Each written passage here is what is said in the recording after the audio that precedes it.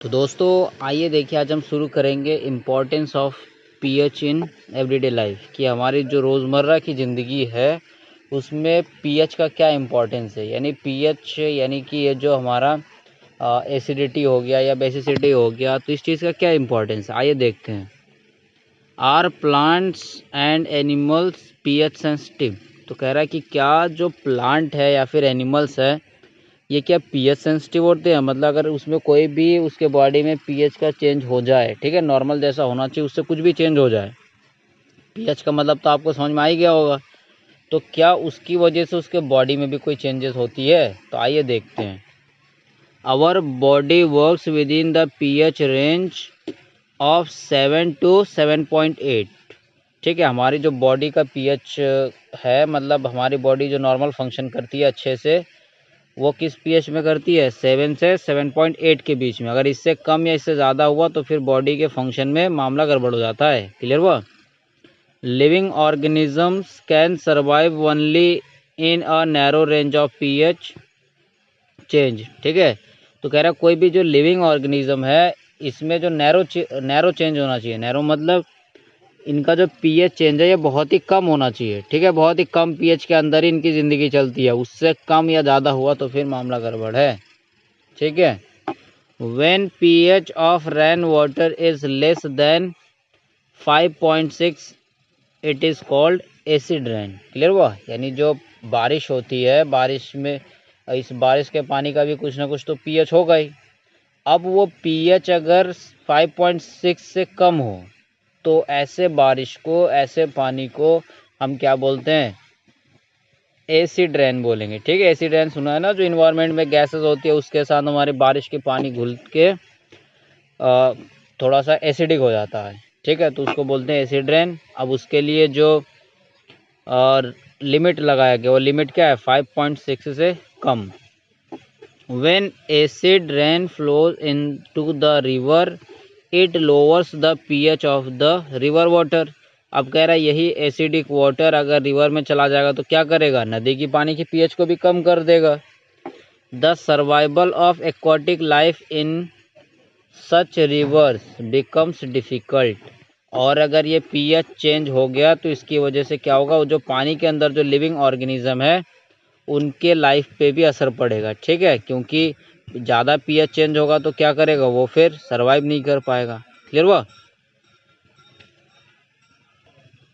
फिर उसके बाद देखिए कह रहा है what is the pH of the soil in your backyard. ठीक है, यानी आपके जो घर के पीछे है, आंगन में आप कह सकते हैं, वहाँ की मिट्टी का पीएच क्या है। तो देखिए मिट्टी के पीएच को किस तरीके से चेक करते हैं।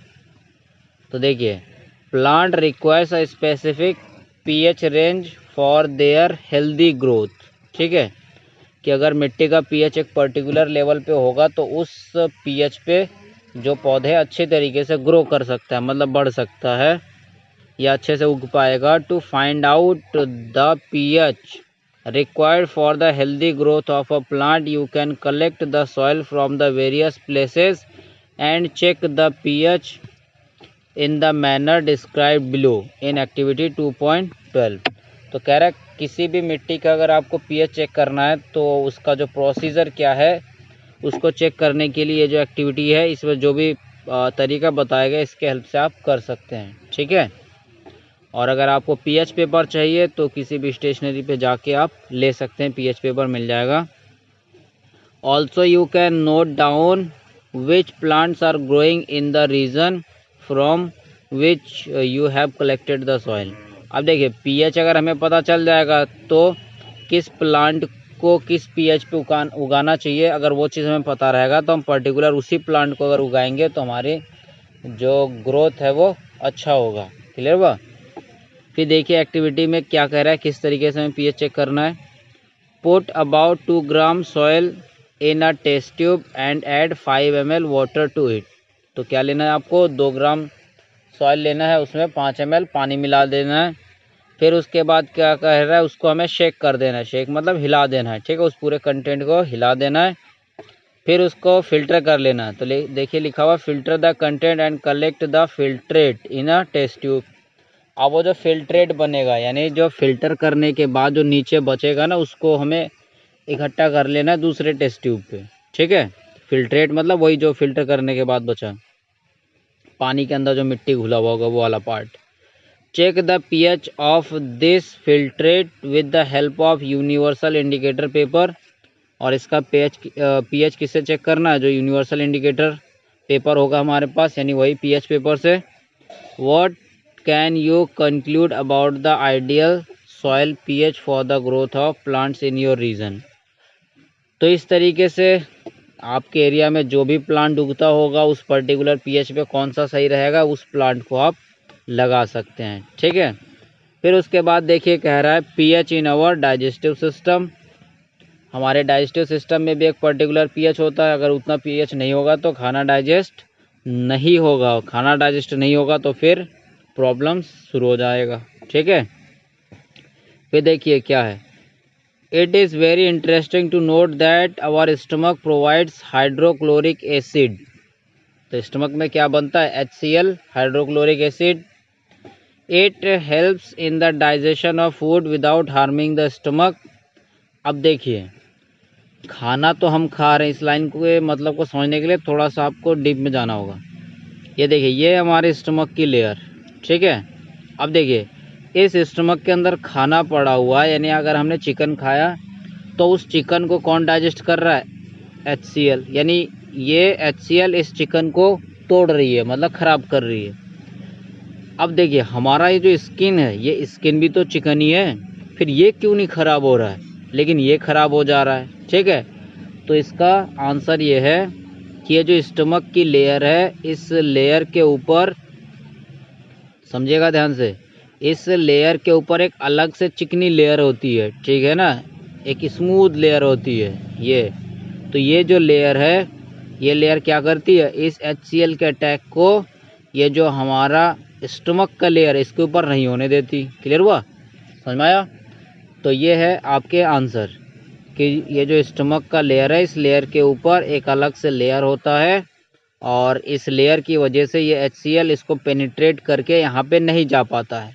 और अगर बाय द वे चला गया, ठीक है, अगर इस स्टमक की लेयर पे अगर चला गया तो क्या करेगा? यही HCl फिर इस स्टमक की लेयर को भी डाइजेस्ट करना शुरू करता है और उस टाइम पे एक बीमारी होता है जिसको बोलते हैं अल्सर। अल्सर में यही होता है कि ये जो स्मूथ लेयर है ना, ये स्मूथ लेयर हट जाता है और ये HCl हमारे स्टमक के वॉल को डाइजेस्ट करने लगता है। क्लियर हुआ? तो देखिए अब आपको लाइन समझ में आ जाएगा। तो कह रहा है देखिए कि ये तो डाइजेशन में हेल्प करता है विदाउट हार्मिंग द स्टमक, यानी पेट को कोई नुकसान नहीं पहुंचता लेकिन पेट के अंदर जो खाना होता है उसका डाइजेशन कर देता है। क्लियर हुआ? During indigestion the stomach produces too much acids and this causes pain and irritation. अब कह रहा है इनडाइजेशन के टाइम पे क्या होता है? स्टमक इनडाइजेशन मतलब जब डाइजेस्ट नहीं होता है, ठीक है, खट्टी खट्टी ढकार आती है, उस टाइम पे पेट क्या करता है? टू मच एसिड, यानी बहुत ज़्यादा मात्रा में एसिड बना देता है जिसकी वजह से इरिटेशन या दर्द होने लगता है पेट में। To get rid of this pain people use base called antacid. अब कह रहा है ये बहुत ज़्यादा अगर एसिड बन गया तो इससे मतलब आराम पाने के लिए, गेट राइड मतलब इससे इस दर्द से आराम पाने के लिए लोग क्या करते हैं? बेस का यूज़ करते हैं जिसको बोलते हैं एंटा एसिड, यानी ऑपोजिट टू एसिड। क्यों? क्योंकि हमें पता है एसिड को कौन न्यूट्रल करता है? बेस। अगर हम बेस लेंगे तो वो एसिड को क्या कर देगा? न्यूट्रल, ठीक है। और वो जो एसिड की वजह से जलन हो रही थी या दर्द हो रही थी वो दर्द खत्म हो जाएगा। क्लियर हुआ? One such remedy must have been suggested by you at the beginning of this chapter. और यही चीज़ आपको याद होगा कि एकदम शुरुआत में बोला गया था ना कि अगर एसिडिटी हो तो आप क्या यूज़ करेंगे? बेस यूज़ करेंगे। प्रिंसिपल क्या है? Acid base neutralization. This antacids neutralize the excess acid. और ये जो एंटा एसिड यानी कि बेस, ये क्या कर देगा? जो एसिड है एक्सेस मात्रा में उसको न्यूट्रलाइज कर देगा। क्लियर हुआ? उसके बाद देखिए क्या है, magnesium hydroxide A mild base is often use for this purpose. और ये जो मैग्नीशियम हाइड्रोक्साइड है, ठीक है, ये यूज़ किया जाता है उसके लिए, आपके एंटासिड के लिए, यानी एसिड को न्यूट्रलाइज करने के लिए। क्लियर हुआ? तो पीएच का इंपॉर्टेंस समझ में आ रहा है? टॉपिक याद रहना चाहिए कि हमारे टॉपिक में क्या था, इंपॉर्टेंस ऑफ पीएच। तो आपको समझ में आ गया होगा कि पीएच का इंपॉर्टेंस क्या है, पीएच के बारे में जानना क्यों ज़रूरी है। फिर देखिए पीएच की वजह से क्या होता है, टूथ डिके होता है, यानी दांत जो खराब होता है ना, वो भी पीएच की वजह से ही होता है। ठीक है, वही देखिए लिखा हुआ pH change as the cause of teeth decay, tooth decay, यानी पीएच चेंज होने की वजह से ही दांत भी क्या होते हैं, खराब होते हैं। Tooth decay starts when the pH of the mouth is lower than 5.5। तो दांत खराब होना कब शुरू हो जाता है, जब माउथ का पीएच 5.5 से नीचे होता है। क्लियर हुआ? Tooth enamel made up of calcium phosphate, और ये जो टूथ है यानी दांत है, दांत का जो ऊपर वाला लेयर है ना, इस तरीके से दांत, इसके ऊपर वाला ये लेयर, ये किसका बना होता है, कैल्शियम फॉस्फेट का। ठीक है, is the hardest substance in the body, और ये क्या है, बॉडी का सबसे हार्ड चीज़ है। It does not dissolve in water, और ये पानी में नहीं घुलता है। But it corroded when the pH in the mouth is below 5.5। लेकिन ये क्या होता है, ये थोड़ा बहुत जैसे होता है ना, कोरोड याद है ना, जंग जैसा लग जाता है, यानी वैसे ही दांत के ऊपर भी कुछ लग जाता है। और ये कब होता है, जब 5.5 से नीचे होता है पीएच, तब bacteria present in the mouth produce acids bye degradation of sugar and food particles remaining in the mouth after eating. तो अब देखिए ये पीएच कैसे कम होता है, तो कह रहा है माउथ के अंदर जो बैक्टीरिया होता है, वो बैक्टीरिया क्या करता है, और जो शुगर है यानी मुंह के अंदर जो खाना रह जाता है, ठीक है ना, खाना खाने के बाद जो दांतों के बीच में खाना फंसा हुआ रह जाता है, उस खाने को डिग्रेड करता है, यानी उस खाने को सड़ाता है, फिर उसके बाद वो एसिड प्रोड्यूस करता है, और वही एसिड क्या करता है, माउथ के पीएच को कम कर देता है, और इसी वजह से दांत खराब होना स्टार्ट हो जाता है। और उसके बाद ये कह रहा है the best way to prevent this is to clean the mouth after eating food, और इसको रोकथाम के लिए इसके क्या उपाय है कि खाना खाने के बाद आप अच्छे से कुल्ला कीजिए, या फिर हो सके थोड़ा ब्रश लेके रगड़ लीजिए, ठीक है, ताकि जो फंसा हुआ खाना है वो निकल जाए। Using toothpaste which are generally basic, और इस तरीके से हम जो टूथपेस्ट यूज़ करते हैं वो क्या होता है, एसिडिक या बेसिक, वो होता है बेसिक। क्यों? क्योंकि माउथ का पीएच ऑलरेडी कम हो रखा है, तो उसको बढ़ाने के लिए फिर हम क्या करेंगे, बेसिक यूज़ करेंगे, तो टूथपेस्ट होता है basic. For cleaning the teeth can neutralise the excess acid and prevent tooth decay. तो इस तरीके से वो क्या करता है, टूथ डिके को रोकता है, और जो एक्सेस एसिड बन गया उसको भी कंट्रोल करता है।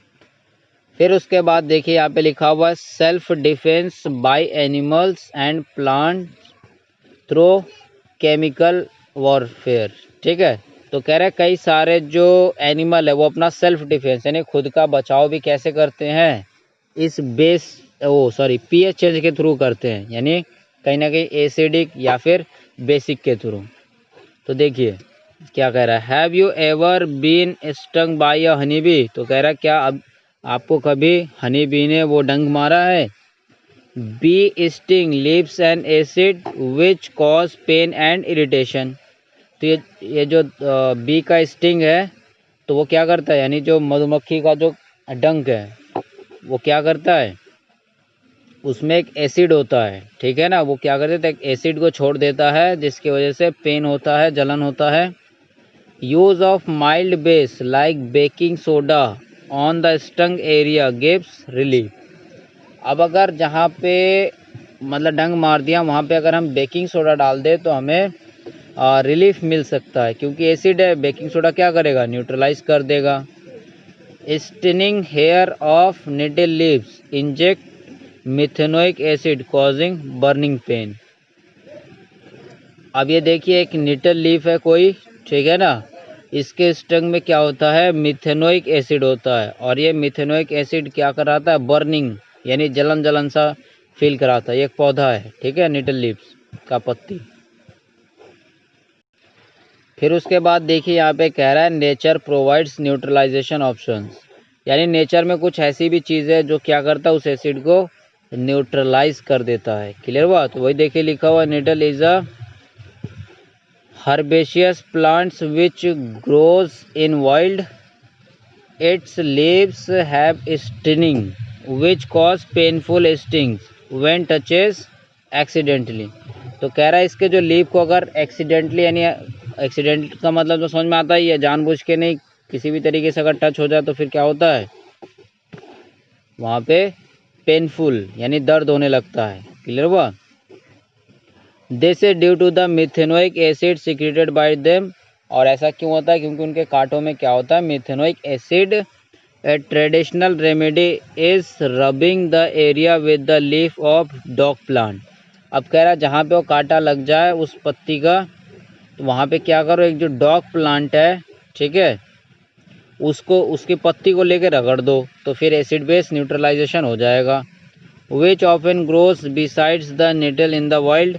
और ये भी कहीं आसपास, उसी नीडल के आसपास में ही उगता है।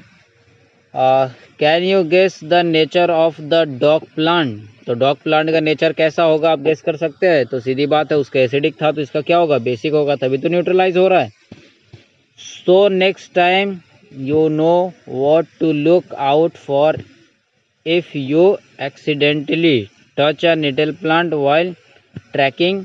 तो कह रहा है कभी भी ट्रैकिंग के टाइम पे अगर ऐसा हो जाए, ट्रैकिंग मतलब माउंटेन एरिया में जो हम चढ़ाई वढ़ाई करते हैं, और ये मोस्टली, और यानी जो नीडल है वो कहाँ उगता है, उसी एरिया में उगता है, यानी माउंटेन एरिया में। Are you aware of any other effective traditional remedies of such stings. ठीक है, तो ये टॉपिक हमारा कंप्लीट हुआ। फिर उसके बाद देखिए यहाँ पे कुछ लिखा हुआ है, जो नेचर में कुछ पाए जाने वाला एसिड। ये देखिए विनेगर, विनेगर में क्या होता है, एसिडिक एसिड। ऑरेंज में सिट्रिक एसिड। फिर उसके बाद टैमराइन में टर्टेरिक एसिड। टोमेटो में ऑक्जेलिक एसिड। उसके बाद जो दही, ठीक है, शोर मिल्क यानी वही कर्ड में लैक्टिक एसिड। लेमन में सिट्रिक एसिड। आंट स्टिंग में मिथेनोइक एसिड। फिर नीडल स्टिंग में भी मिथेनोइक एसिड। ठीक है, ये आपका कुछ दे रखा है जहाँ जहाँ से एसिड्स मिलते हैं। उसके बाद आएगा हमारा सॉल्ट, मोर अबाउट सॉल्ट। तो दोस्तों आज के लिए इतना ही, फिर मिलेंगे मोर अबाउट सॉल्ट्स में। ठीक है, तब तक के लिए पढ़ते रहिए, बढ़ते रहिए, सुरक्षित रहिए, और हमें भी लाइक और कमेंट करके मोटिवेट करते रहिए। जय हिंद, जय भारत।